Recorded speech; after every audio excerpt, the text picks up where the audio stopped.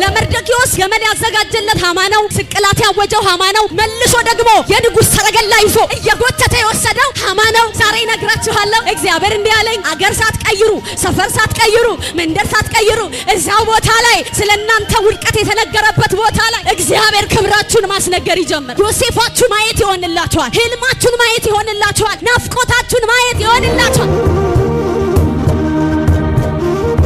ህልመኛው እነሱ እንዳወሩለት አይደለም። ህልመኛው ግን አውሬ አልበላውም። ህልመኛው ግን አልተገደለም። ህልመኛው አልጠነገፈም። ህልመኛው አልተበላሸበትም። ህልመኛው መንገድ ላይ አልቀረም። ህልመኛው ኪዳን አለው። የአብርሃም ኪዳን አግኝቶታል። የአብርሃም ኪዳን ደግሞ መንገድ ላይ አያስበላም። የአብርሃም ኪዳን አያጨነግፈም። ዝም ብሎ ልባችሁ የሚነግራችሁ ነገር አለ። ዝም ብሎ ስታስቡት ገና ነው ነገሩ እኮ፣ ጥንስስ ላይ ነው ነገሩ እኮ፣ አልተገለጠም ነገሩ እኮ። ግን ዝም ብላችሁ ስታስቡ በህይወታችሁ ላይ በሆነ ሰው ላይ እየጠበቃችሁ ያላችሁት ነገር አለ። እግዚአብሔርማ ዝም ብሎ አይደለም ያመጣው፣ አንድ ነገር ይሰራል ብላችሁ በልባችሁ የምትጠብቁት ነገር አለ። ዛሬ ይህን ትንቢት እነግራችኋለሁ፣ ይሆናል። እኔ እነግርሃለሁ ዛሬ። ቢዝነስን ያልጣጣሉ ሌላ ቢዝነስ ለምን አትፈልግም? ይሄው እኛ ሄደናል፣ ራን አድርገናል፣ ይሄው አንተ አሁንም ደሳሳ ላይ ነህ ምናምን ብለው ተስፋ ያስቆረጡ ሰዎች ራሳቸው ስለ ክብር ይናገራሉ። ሮቦት ስትሆን ራሳቸው ናቸው እየሄዱ መናገር የሚችሉት። ማስታወቂያ እግዚአብሔር በእነሱ ይሰራል።